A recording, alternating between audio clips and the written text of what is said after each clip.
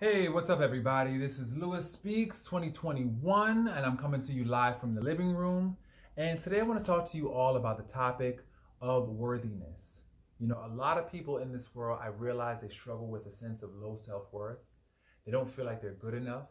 They struggle with feelings of inadequacy and inferiority complexes, which they try to project onto other people. And I realize that at the heart of it all, when you really just get to the bare bones of everything and the root, is this need to feel valued, seen, important, heard, and worthy. We all have this basic need to feel seen. And in a world with social media and cameras all on us, you know, people, they watch us, but they don't see into us. You know, now you have devices that allow you to see into somebody's home and to see into somebody's workspace. And these devices are supposed to connect us, but I'm starting to realize that they do more to divide us than anything. You know, because people are watching you. They want to know exactly what you're doing, I guess, to compare it to their own lives, but they're not really seeing into you, the person who you are. And I really think that that's what's causing a breakdown in our society today. A lot of people are not being really seen for who they are. And when people do see you, they only see you as a projection of their own needs. You know, they have this projective identification where they only see you based on how they're feeling. And that's not really seeing you. That's not really getting into your needs and your specific wants and desires, you know? And recently, you know, I had the temptation to research all my exes, just go online and just to see how they're doing. And I realized that this comes from a place of wanting to be valued, wanting to see how they're getting along without me, to see if I mattered. Did my presence somehow make a difference? Without me in their lives, are they doing better? Are they doing worse? You know, it was kind of me looking for an ego stroke, if you want to know the truth. And I think we often do that. We often look back at our exes to see if they're basically just, are they not doing so good? If they're not, then you weren't the problem. You were actually, the best thing that ever happened to them. Anything your ego tells you to make you feel worthy, to make you feel valued, to make you feel important. So I realized that at the heart of that, that was just me trying to seek an ego stroke and trying to feel valued and wanted and needed. This world is so good at making people feel worthless. You know, you have friends, you have partners. They always feel like, well, whatever, I can do without it. Bye, bye. You know, everybody these days is so busy letting go. Nobody's holding on. Everybody's like, you know something, well, bye, I don't need you. I don't need you. I could do this on my own.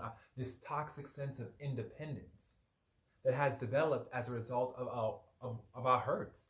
We all have been hurt so bad in this world and are suffering from such trauma that we now have this spirit of toxic independence where we feel that we don't need anybody, that we could do everything alone, and that's a lie.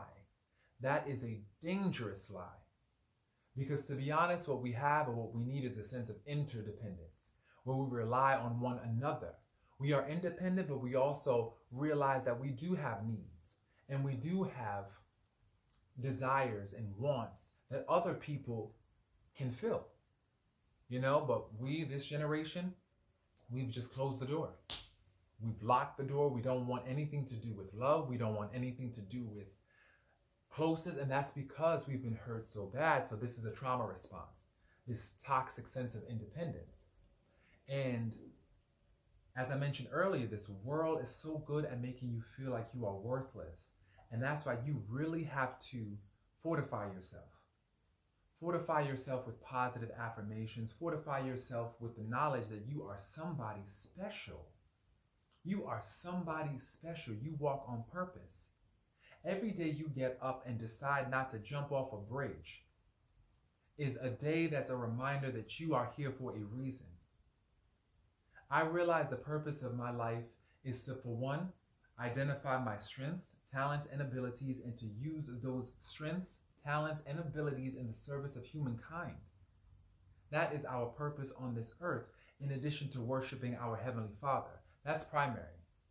From our God to us, we flow, like God flows through us. And from that right there, you're empowered. You're empowered. You're not worthless, because God don't make no junk.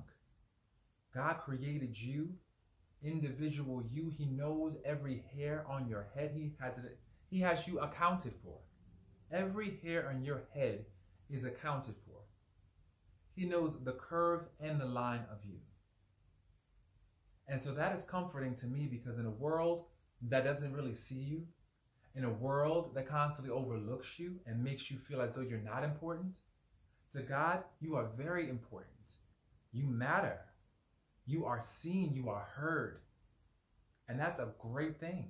That is a source of comfort and joy. And so for those who struggle with feelings of low self-esteem and feelings of worthlessness, you are worthy. Don't let the behaviors of your parents, the behaviors of your siblings affect your sense of self-worth, because you have to know who you are in this world. You have got to know who you are, because this world will try to deceive you and trick you into thinking that you're nobody. People will come along and they will subtly try to undermine your self-esteem, and sometimes it'll work. It'll have you questioning who you are, but you need to realize this. You can never let one person define you. One person's experience, one person's lies define who you are. You can never let that happen. Because I realize that a lot of people, they project. They project their own insecurities onto you.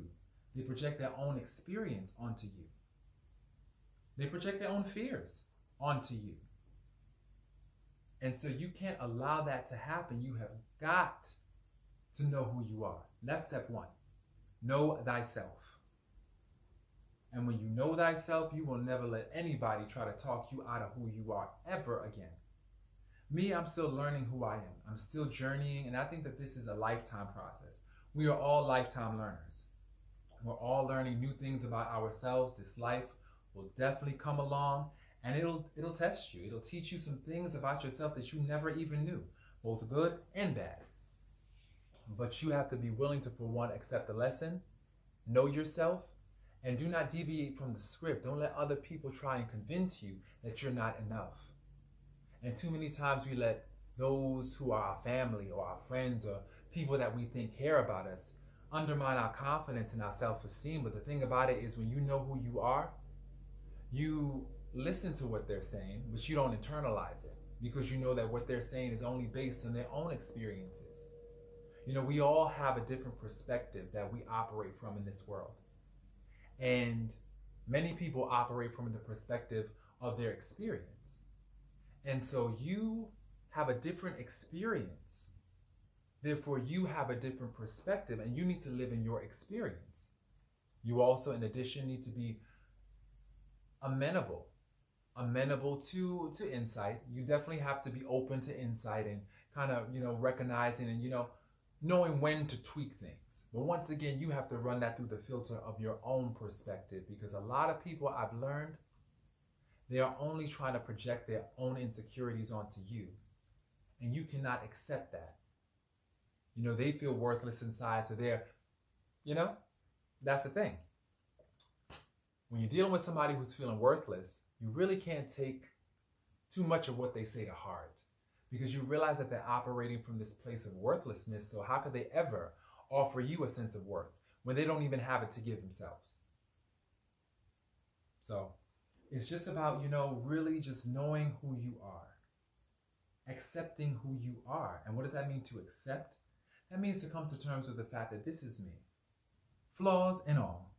I have my strengths, I have my challenges, but that don't make me any less deserving of love, care, attention, and everything that I want.